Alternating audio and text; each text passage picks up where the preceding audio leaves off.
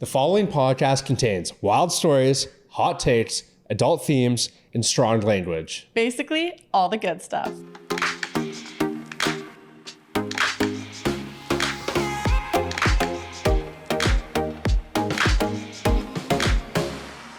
This is exciting. I'm Max Chart, and I'm joined by the one and only Mackenzie Kruger. Yeah. Hi, everyone. Happy first podcast, first episode day. Finally getting this off the ground. It's been in the works for a little bit now. Oh, yeah. It's exciting stuff sitting here over here. The microphones in our hand, getting going. I know, getting all cozy on the couch. I know. So what you guys can expect from the podcast, so it's not just Max and I chatting with each other all day. Offside and Out of Bounds, we're going to be giving you exclusive look behind the scenes of sports and media in Toronto and across Canada, which I think is pretty cool. Yeah, I think so too. Honestly, the industry's really tough and there's a lot of advice to be given. There's also some good stories and some good conversations to be had. Hopefully get some hot takes. Hopefully we'll go out of bounds. Yeah, that's the plan. You usually don't want to go out of bounds in sports, which is funny, but we want them to go out of bounds. Yeah, some crazy stories. Hopefully, we do get an F-bomb or two. We gave you the language disclaimer, so I think one has to pop up. So maybe before we get into the rest of the podcast, they should learn a little bit about us. Yeah, we can do that. Do you want to start? No, ladies Tell us a little first. bit. Okay. Mackenzie Kruger, as Max so kindly mentioned at the beginning, from a very small town. I moved to Toronto to chase my dreams, essentially. Started off in Waterloo and then came here in sports media. I've worked in professional rugby and a bit of baseball, and I'm looking to branch more into rugby or potentially Formula One. So maybe we'll get a guest who works in either of those realms. That would be pretty cool for me. I would like to hear that. Get a lot of advice from them. Outside of my sport viewing, but I'm Max, as I talked about earlier. It's been a journey to get here, but I'm from Vancouver, BC. Originally, I went to school there for a little while. I never really knew what I wanted to do, but I was always super passionate about sports, and it's what came to mind all the time. It was just sports, literally everything, way too much time in sports. So I worked there for a while, went to school for a bit. Nothing tickled my fancy, as one would say. And we ended up here. I always wanted to move to Toronto, and being in this program has been great. A lot of new connections. I'm really enjoying it in the sport media side. And then as well, I've been doing TMU socials for the women's basketball team, which is fun. Done some stuff with Maple Leads, which was a previous sports content page. I'm really excited to get into it. Love basketball, football, hockey, baseball, golf. All of them. You've named all of them, except for rugby and Formula One, which kind of hurts because I just said. But for anyone who doesn't know, Toronto Metropolitan University, where we are currently studying in our final year. We're old though. Max is 26. 26. I'm 23, which I can't believe because then I'm almost 24 because I turned 24 in February. And then when I'm 24, I'm a year away from 25. And then I'm 5 years from 30. I'm almost 30. So you're almost 30. Yeah. Oh. It's okay. Should switch you out for someone younger and you were a model. Okay then. Maybe we should get to our guest. No, not yet. They Not yet. Okay. Not yet. You just Remember, we're getting more to know a little bit about ourselves. So with a NHL kind of episode, what team do you cheer for? Unfortunately, it's the Canucks. No, I've been unfortunately too. It's been a rough ride. I was remembering back Stanley Cup playoff run 2011. I'm sitting there crying. Every game, all the playoffs before, just keep losing to the Blackhawks. They couldn't get it done, and then these days they're just mediocre. They won't push past the hump. Staying in the middle, just glimmer of hope. No, not making the playoffs. Oh, make some changes. Maybe taint a little bit. No. Nothing. Won't do it. Do I see a cup in the future? I hope so. But I'm not very optimistic. They got a good core coming back, but who do you cheer for? I feel similarly about who I have to cheer for. I cheer for the Sens because I'm from Ottawa originally, right? Okay. So Senators fan. Hey, at least we're not Leafs fans. I keep saying that they're rebuilding, but I've said that for probably the last 5 years. So at a certain point, you'd think they'd know what was going on. I thought when Ryan Reynolds was looking into buying us, we were going to have full reboot. He was going to be the manager. I was so excited. Didn't happen. Yeah. But maybe, I don't think they're going to get really. Honestly, they're never going to win. They've at least been going through a rebuild a little bit. I think they have They have a couple new players who I think are looking. I think their future is brighter than the Canucks, but maybe brighter than the Canucks. We'll see what happens this season. As long as we're not Leafs fans, you know. Exactly. Pretty exciting. But anyways, we'll wrap up here really quickly, and we're going to be joined in a few moments by a very special guest who's going to take us behind the camera with the NHL.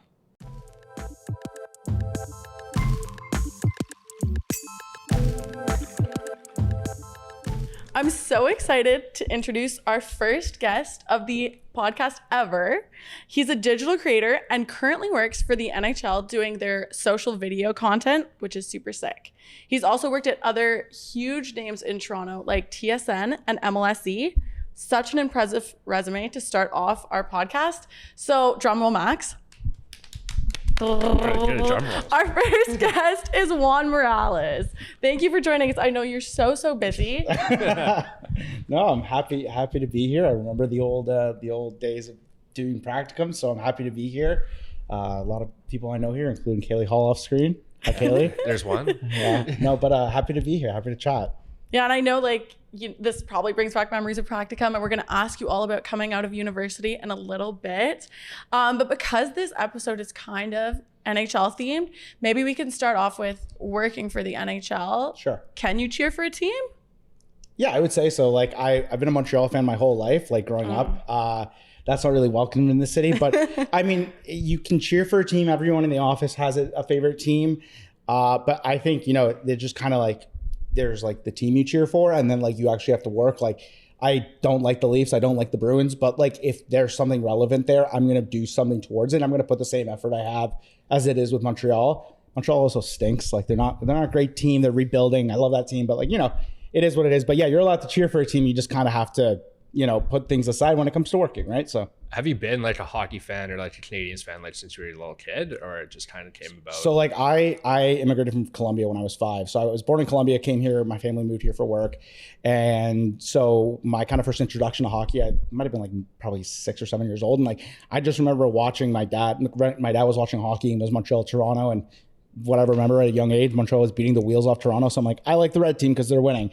And then like I grew up and like, got to play the sport a little bit. I followed it a lot more. I wasn't very good at it, but like, street hockey with my buddies all the time growing up, and, eventually like getting to actually play ice hockey. I started a little later than everyone. So like, it was kind of like getting into high school. I started playing the game like on a decent level, and, it was fun and all, but yeah, I've been following hockey my whole life, and it's just kind of like surreal to be working in the league that I used to grow up watching and seeing all, working alongside players who I get to see, who I've kind of grown up with watching, you know what I mean? So it's kind of like when it's interesting. It's kind of like when you're a young player and you enter the league and like, oh, I'm playing on a line with Sidney Crosby. Like I get to see the guy in person. It's surreal, it's really cool. But yeah, like I've been a hockey fan my whole life. So it's a cool opportunity and something I like never take for granted. Do you find it like harder or more or less enjoyable watching hockey these days, because you're also doing it for work and just like really exposed to it? Like, yeah, at times, like, so to give you guys an idea of how much hockey like I have to consume in a night, like let's say it's a Saturday night, we usually have like 12 games on average. Like in the office, we have these giant screens up over our desks, and it's like a multi-viewer, so we at points could have 10, 14 games. So I'm like watching this all night and reacting to it and making content towards it. So like on my off days, I will watch hockey. Like, it depending on the game, I'll throw it on. But it is also nice to unplug for a bit, watch another sport, some football or soccer or whatever. It gets draining at times, you know what I mean? Like, but look, whenever I have a chance, if I'm with my friends or whatever, like I love watching the game. It's still fun to see, and, watching it, I get ideas for stuff I can do at work the next day or stuff like that. So, I do get to watch it a little bit and enjoy it. It's just tougher because like, sometimes I'm like sitting there and thinking like, oh, I'm going to have to do this tomorrow because Connor McDavid had like 6 points tonight. You know what I mean? Stuff like that. That's a nightly basis. Yeah. So, but it's still cool. Like part of my job involves watching hockey, which is like not many people get to say that, right? So. No, I know how I would feel like even watching a little bit of the rugby when I was working with them and I play, and then you just feel like you're almost with celebrities all the time. But I feel like even when we started in sports media and stuff, when you start learning how a production or a broadcast comes about, like you can notice when they mess things up. You right? watch it like so differently now. Yeah. It's the 100% true. Like you're thinking, what's the switcher doing there? What's like the director saying? But like, I think I'm so removed from that part of the industry. Like I work in digital media. I work in social. I don't work in broadcast. So instead of like, what is the broadcast? What are they doing in the truck? I'm thinking about my coworkers running Twitter and Instagram and being like, I wonder what they're going to caption this. I wonder what angle they're going to take. It's different, right? I'm thinking from the social media perspective, like, and it's also interesting for me to like be on Twitter and see how the teams are running the social and reacting to things. You know what I mean? So it's that same thing. You look at it from a different perspective, but it is even more different for me because I'm working in a different field. We talked about you cheer for Montreal Canadiens. Can you imagine? But cheering for the Canadiens, what would it be like living in Toronto if the Leafs won? It's not going to happen. But like if they won the Stanley Cup. Like, so I'll say this, like, I am not a Leafs fan. But you would like it to happen. No, okay. There's a lot to that. So I love the story. I'm a big, like, I consider myself a storyteller before anything else. And in my mindset, it's like, there are very few stories that would happen in the NHL that I would like be salivating over. That would be one of them, because number one, like I'm not a fan of the team, but I love their players. I love the young energy they have. As annoying as the Leafs fans are, I'm sorry if there's anyone in here that is one or listening, but like there is something to be said about a team with historical significance getting another championship. I don't care what sport it is. Like if you had someone like the Boston Red Sox or the Yankees winning the World Series, that just means something else. And like, we've seen it with Boston winning the Stanley Cup back in 2011, original 6 team, it means something. We see it with, teams like Montreal going to the final like 4 years ago. It's different. So I think if Toronto wins, there would be a huge, like what we saw with the Raptors. Like I'm gonna be honest, I don't know how close it would rival it. And I just had a podcast episode I recorded with someone talking about that experience, but like, people like this city would lose its mind. Yeah. It would be like we like go to purge. We saw what happened when they passed the first round, and that's that's the first round. They haven't done it since 2005. Like we saw people in the streets honking their cars, like going crazy. That means something. So like if they win one, it's also fun because I would hopefully get to cover it. Yeah, I've been able to cover Stanley Cup Finals, but like being your home city, being in the area, it would be such a cool opportunity. And I mean, I think we've seen it with other teams before that have won the cup who have gone through struggles to get there, how much more it means. Like I can't imagine what it would be like if they win the cup. It would be pandemonium. City would explode. And I think like the content from the content side of things, like it would be, we would be tweeting for months about it. We do it a lot. Like I think we had like 7 or 8 posts in the first 5 hours since Vegas won the cup. Like it would be 10 times that. It would just be fans crying. Like, I think the fan engagement would be so good. Oh no, for sure. But it's two things. It's the people like, oh my God, they finally won. But it's also being like, it's more the hate. But it's also like it'll be people, they didn't deserve it. Like, they're frauds, whatever. Like, it's both sides of the coin. It'll be like took them long enough. Like, 10 years ago. And people will still have shit. Like people will still have stuff to say. But like that's the cool thing about it. Like there's always going to be that engagement around it. And in social media, like that's what matters, is people engaging with the content. We wouldn't post on Instagram if we wouldn't get comments or likes, right? Like it is what it is. It's true. A lot of people would say otherwise, but I don't believe them. And I think we want people to get to know you here. So I want to start off with our first kind of little segment called Beat the Deadline, because in the industry, tight deadlines. Yep. You know this better than anyone. So what's going to happen is essentially I'm going to throw a bunch of rapid fire questions at you. You answer to the best of your ability. And if I have follow-ups, get ready. Hit me. I don't know. We'll see. We'll see if I have some of them are pretty self-explanatory. So go for it. First one, ready? Okay. Early bird or night owl? I'm a night owl. Spending a lot of time editing at night for sure. It's when you're most creative, I heard. Yeah, it is. There's a thing. It's called Sketch Boy Hours. There's a podcast. We call it Sketch Boy Hours now. It's just late hours at night. Just vibing in your apartment, editing. Yeah. And then, okay, for those late night sessions, Red Bull or coffee? Coffee, because Kaylee Hall wouldn't give me a case of Red Bull when she was there, and I know she's off screen. So hot or ice though? Depends on the time of year. I think if you drink hot coffee, In the summer, you should go to a doctor. I think iced coffee, but I'm an iced coffee. no, I love iced coffee. But if it's like a late winter night and I'm like, burning the midnight oil, like I'll probably. I do like a white monster though, a bit of an off the cuff there. White monsters, I will take that over those two for sure. I was gonna say iced coffee. Hot girls drink it year round. So No, I literally, iced coffee in the winter's fine. I'm saying a hot coffee in the summer does It's not bad. make sense. So I like my psychotic trait is probably I've never had a hot coffee in my favorite life, but I drink an iced coffee like every day. My favorite time of the year is when I can swap out the iced coffees from Tim's for a French vanilla, but like that's a real winter day. But that's not like drip coffee. So I can respect the French vanilla. I mean, no, I'm Colombian. I love any kind of coffee, and like I love editing a coffee shop. I was at a coffee shop 5 hours ago editing, working from like remote all day. So I'll go with coffee. Okay. It's a long-winded way of saying that. Yes, sorry. Oh, this one's good. Cutest player on the Leafs. And I want to know. From whose perspective? From this one you may have to rationalize. Like, I gotta go with like William Nylander.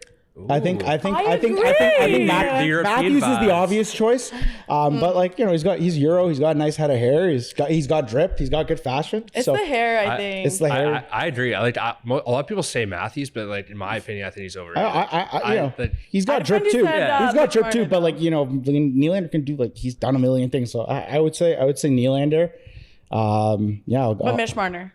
Not even top. Mitch is. I had a friend who said that. I'm not saying. No, that. I don't know about Mitch. Mitch gives more like the younger. Max Domi's a good-looking guy, missing a few teeth, but he's got a good jawline. Max Domi's pretty up there. He's a new guy on the team, but I'll go with Willie. Okay, locked in. Oh, this one's good. Go to drink at the bar, and then when you're drinking that drink, what song's playing? Set the atmosphere. A margarita. Love a margarita. Normal or spicy? I can't. I hate spicy margaritas. I think spicy margaritas are like one of my hottest food. They should not be spicy. It should be refreshing. I agree, but I like it like just a little I time, like a spicy but not too much marg. that's like burning your lips. What song is playing? Don't Stop Me Now by Queen. I'm actually going to see Queen this weekend, so it's on brand. But I think that's one of my favorites. Like, when I'm out, like that's a song I'll always jive to. It's just like doesn't fit the margarita vibe. I know it does. Two like very distinct. I could I love Latin music. I love Bad Bunny. Okay, so we could go with anything Bad with Bunny. With a marg, I think it makes more sense. you can go with that. But like, no, I love. You can drink a marg to anything. You can drink a marg to anything. Yeah. If you're giving me like, oh, I'm drinking like a Negroni, like it's not going to be either of those. True. But we can go with like some Bad Bunny or something like that. Fit the vibe. Okay, and then last one for this segment. When you were little, what was your dream job? I remember the first job I kind of thought of when I was a little kid was like an astronaut.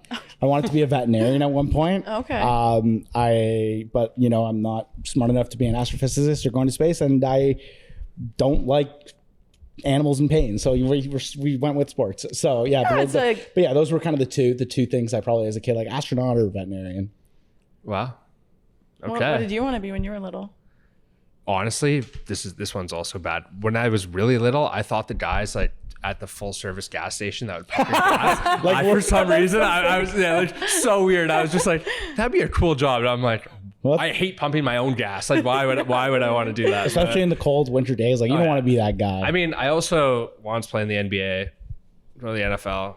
Fair. See, I never had that. I never had that. Like they were never realistic. Yeah. Okay. This one's important. We're talking celebrity. We're talking about crazy moments. Taylor Swift and Travis Kelce. It's the most talked about thing on media everywhere. Traveler, as well, did you know who he was before Taylor Swift? Oh yeah, I knew. I know. He's gonna be a Hall of Famer. You could argue you could argue he's the best tight end of all time. My opinion is he's the best. You can say Gronk, right? But one, So I knew he did not put. She did not put him on the map. Put him on the map. Yeah. As much as everyone's saying. But who would be the NHL equivalent to that? Do you think? Like in terms of a power couple, or like? Well, yeah, I mean, I guess it would still be Taylor Swift. Just something so surprising, right? I don't like. What do you? I mean, like, okay, so me personally, like, I watch obviously a majority of sports, but I sat down at dinner with a couple girls, and they asked me who I thought the hottest NFL player was. And I was like, why are you bringing this up? We've never talked sports in our lives. Like, me and these girls have never talked sports. And it's simply just because she was there. Yeah. So they were debating, they're like, oh, is it him or is it Joe Burrow or like whatever? And I was like, ladies, like maybe like at least go and watch some of the games. Yeah. Don't just rate them. It is incredible to see. I had this conversation with my girlfriend earlier. She's a huge Taylor Swift, like she's a Swiftie for all intents and purposes. And we were talking about it and I'm just like, we were talking about what the impact of this is like, because you've never seen an athlete and a celebrity with such status and like take over the and work. her status is like and even highest even After the Eras tour. Yeah. and no, and like I'm not gonna lie to you, like when you look at both of them, like she is way and beyond the bigger star. More people. Oh, yeah. But Travis in his own end is a player in the NFL who has accomplished a lot. And it's just so cool to see the interaction in the kind of this cross between pop culture, mainstream pop culture and football and sports. And like, I think it's something that I think working in social media, whether you work for the Kansas City Chiefs, the NFL literally had her as her banner this morning. If you go on the NFL's Twitter right now, the banner is 3 photos of Taylor Swift. And like, you got to capitalize on that. Yeah. You have They had NFL Taylor's version. There's all this stuff on Twitter. and, like they're blowing calls just because the NFL. Even at the they don't want to NHL, ruin we are their trying thing. to make references to it. Like one of my coworkers, we put out a video where we were talking about, we interviewed the players at Media Day about fantasy football. The first name that we put at the top of the video, Travis Kelce. Because one of the guys said Travis Kelce is my football team, but that's how we started off the video intentionally because that was the day after she was at the first game. So it's just really cool to see this kind of cross section and how it's working out. And like my girlfriend and I were like, she's like, how it just seems like they're overdoing it. They're doing too much. I'm like, you have to though. Yeah. This is never gonna happen. Kardashians have dated NBA players. Was not a big deal. Like, you know, the celebrities have dated hockey players. Yeah. Celebrities have dated athletes before. Nothing like this has happened. It's incredible. Yeah, and she just. And I actually think they're great for each other. I'm not gonna lie. Like she's been she's finally dating an athlete. Country girl, I think dating an athlete. They have the Kelces are really well known. I think they have their own brand, and they're also like Donna Kelce yesterday is showing up to the game with a New Heights hat. Like that's intentional. Like promotion. The Kelces know what's good, but like it seems like that's a genuine thing. So it's cool for everyone involved, right? Yeah, like, she went from sitting with Jade from State Farm yesterday afternoon to Eagles, and she's like Taylor's like hugging her. I'm like, oh man, that's your future mother-in-law, girl. Crazy. Like, we'll see. All of my friends have been like, writing a song about him. All my friends have been like, it's so crazy. They got away. They went away in the getaway cars. He said the other day. Right? So like, you know. Do you think all my friends are saying like it's crazy that they're meeting like his parents right away. They've definitely known each other longer than this. I was like, bro, it's there was like a Swift. bunch of, trust me, I get enough TikToks and there's like, they've probably, but like as a social media, like if you are Kansas, we're on the topic of social media and working in social media. If you're Kansas City's social media team, you need to get on that immediately. Like even their podcast, like, don't tell me that was not the most listened to podcast in the world. Oh, it's a top and like podcast. They posted a teaser of a previous episode the night before. They know what they're doing. Like you gotta in social media, you gotta take advantage of these moments because that's what A, gets clicks, B, builds your following, and C, like has an impact throughout your career lifespan. Let's get back into your current role and kind of like how you got there. So it's kind of more along the lines of the climb, as Miley Cyrus would say, the classic. How did you find your way into the role with the NHL? The short way of saying how I got the job is I actually found the job on Twitter. Okay. At the time, I was this would have been like, it's my third year, so 2.5 years ago. At the time, I was at TSN and freelancing, and I was just looking for something new. And then I had applied for a few jobs. I got no's from a few opportunities. I got interviews. And then one day, a few friends found a tweet from my now boss. He just tweeted out that the NHL was looking for a video editor in the Toronto area, and a lot of people, I had 3 or 4 friends saying, hey, this is perfect for you. Like, I know you're looking for something new, like you should apply. Applied. I went through like 4 interviews and, I found myself here. But like I said, that would be a disservice to say like the way I actually got it was like, 4 or 5 years of building my portfolio and building my like skill set to where it is now to apply and get a job like that.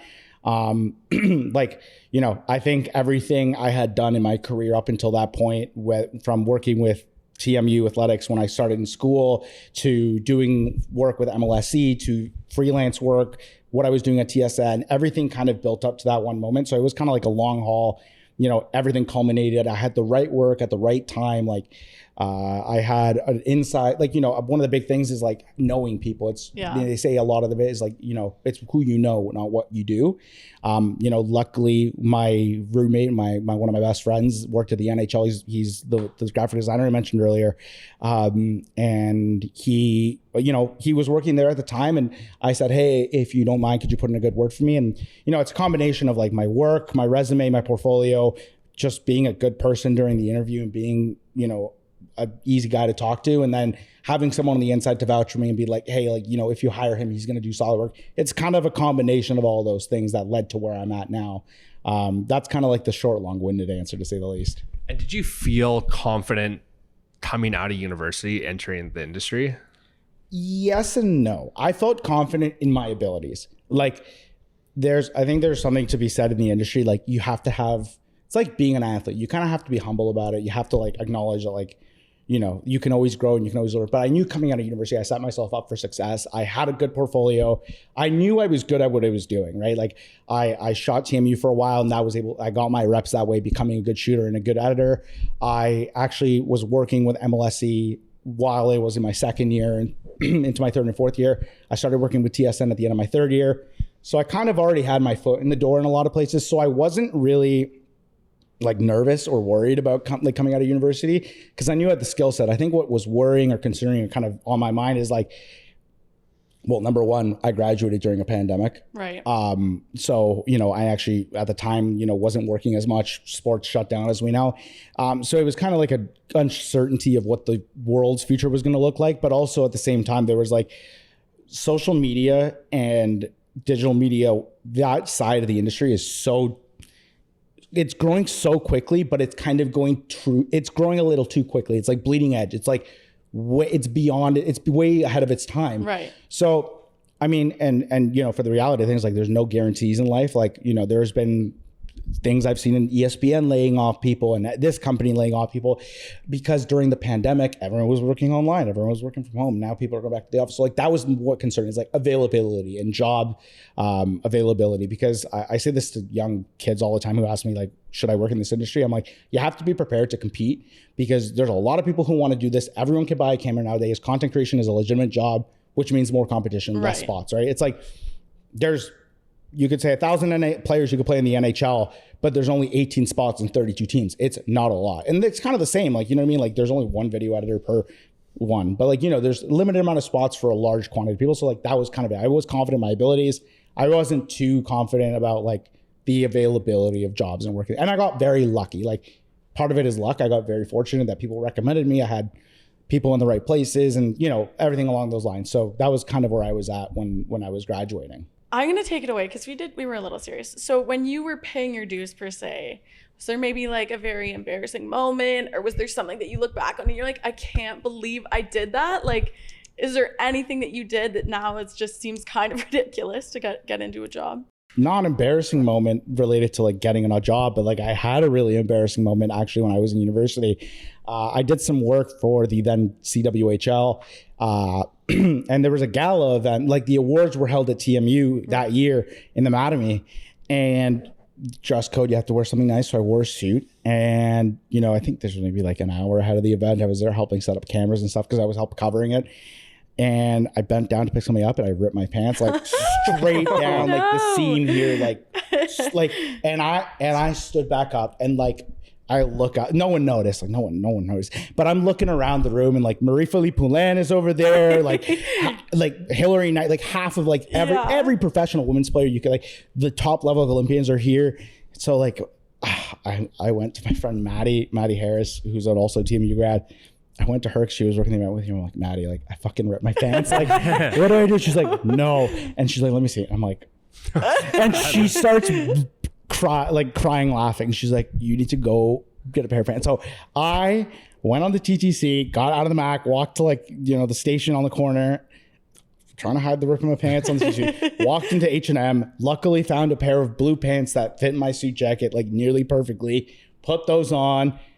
Don't remember what I did with the other pair of pants. I probably just tossed them somewhere. I left them in the bag, and I went and did the event, and no one was the wiser. But yeah, I was in a room full of Olympians with, Like, Oh my God. yeah, it was bad. It was single-handedly like the biggest oh shit moment I've ever, like, just kind of funny. You know what I mean? Yeah. Like, Yeah. I've never really had anything that like paying my dues, but like that was just like just bad luck. But you know? couldn't have had like an amazing, just like perfect career. Like, No, like, journey. You need, I mean, you need no, the pants ripping moment. Yeah, you need those moments you can look back and laugh humble on. you a little.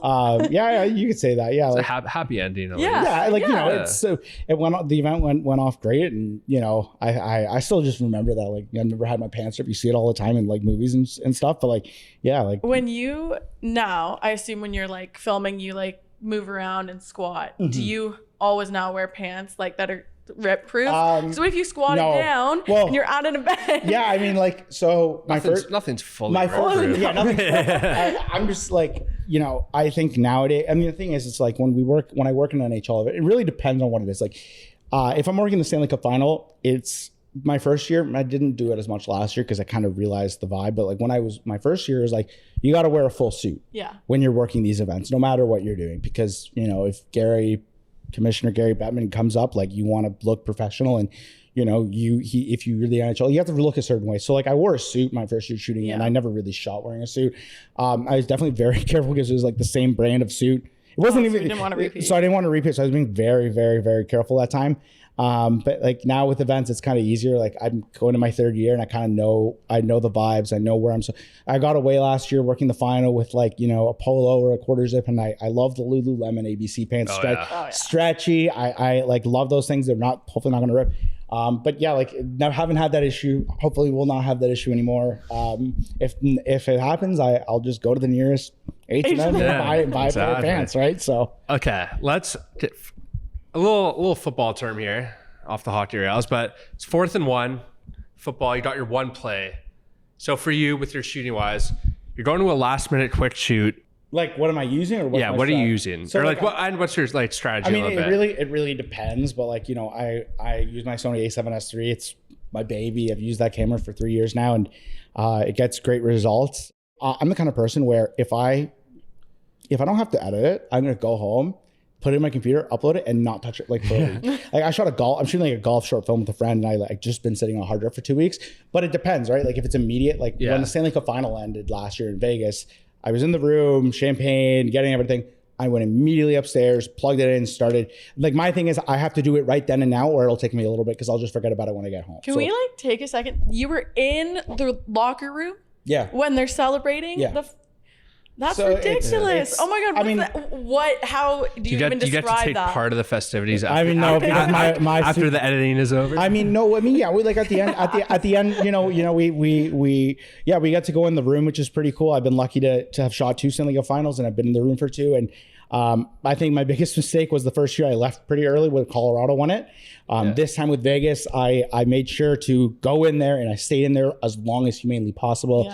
Yeah. It's crazy. It's crazy for me to think that like stuff I've captured is like history. Like, I've seen my stuff on ads now. I've seen my videos like published in different ways. And so it's a cool experience. You definitely need to be prepared to wash whatever. Like, you come out of there smelling rank, like champagne, beer, like everything is pouring on you. Like, you're cleaning your camera. Guys are all sweaty. Yeah, they're all everyone's but like, And you know, you're like, I've got and like $1,000 they'll look camera in my at you, hand. you see your camera just like spray. Like, I have like a monitor that like got sprayed champagne in my first final. I didn't turn on for a week. Oh like my God. And then like after a week, it started turning on. It's still living. So I'm gonna keep that thing. But like, so yeah, you get to be in the room, which is a cool thing. And then what was the second part of your question there? Just like describe the energy. Like, I mean, give it's me a crazy. couple words though. Like, I mean, it's like euphoria. Like, it's like a bunch of grown men who like have finally. It's so heartwarming. And like, I was talking to my friend about this earlier. Like, there is something to be said like about athletes and celebrities. We put them on this totem pole of being heroes and bigger than life. When you're it's not even the room that makes you notice that, because they're just like adult children having fun celebrating. It's so cool, but it's just them, the rewards of years. so much work. But the thing that humanizes it for me is actually right before, and like that what makes it. What the thing I remember the most is like not the cup lifts or the champagne in the room. It's when we get to go on the ice as soon as they win. Like, by waves, I was on the ice for both finals. It was the coolest stuff I captured was probably the families, them with their parents, them with their kids, them with their like grandparents. Like, you know, I remember this, like, this is what kind of does it for me. It's like, there's this one clip of like Cale Makar after Colorado won the championship 2 years ago. He gives the cup to his dad, and his dad lifts it. And then he puts it down. His dad immediately starts crying. Me And too. I will never forget that. I saw Phil Kessel with his baby, and like, it's so cute. Like, there's just things like that. Okay, so for our last segment of the episode, take it or leave it. Basically, I'm going to give you some advice that's been thrown out to us from professors, industry professionals, everyone around, or even just your human that thinks they know about the industry. So the advice today is you need the most expensive and high quality equipment to make good content.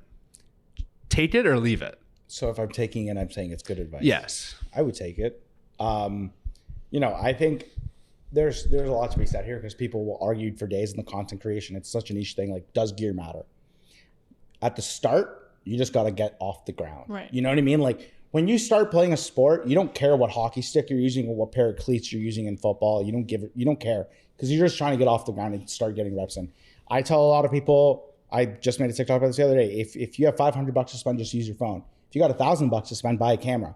But it doesn't really matter at the start. It starts mattering when you know you're outgrowing the gear you're using. You know, if you're a hockey player, at some point you're going to realize I need a better stick that's not going to break on me because I'm getting stronger and better. I need a pair of skates that's going to hold my feet and actually like give me the speed and agility I need. Same with content creators. Like, I used this Sony A6400 camera. The first one I ever bought to shoot TMU, and I used it for 4 or 5 years. Like, I used it to death. And there came a point where I realized I wasn't getting enough out of the camera. The point of that being is, like, I used this piece of gear to the point where I knew it was going to get me to where I needed to go. And a camera came out with specs that I liked. I knew that was a step I could take, and I bought it. It's like, again, you're an athlete. You take you're burning through a pair of shoes until you can't use it anymore. You got to switch the shoes, right? Like, it's got that kind of idea. Yeah. And then if you maybe then could give your own piece of advice briefly to, people trying to get their foot in the door with the industry. Yeah. I mean, one of the biggest pieces of advice I actually like, there's 2 things, and I'll go really quickly through this. The first one is just like, don't be afraid of like not getting a job. I think that holds a lot of people, like paralyzes a lot of people. The biggest thing is that, like, something you got to realize. It's kind of like what's the worst that could happen? Yeah. If you apply for a job, you get a no, or you don't get hear back. Like, I've gotten no's. I've gone through interviews and been ghosted.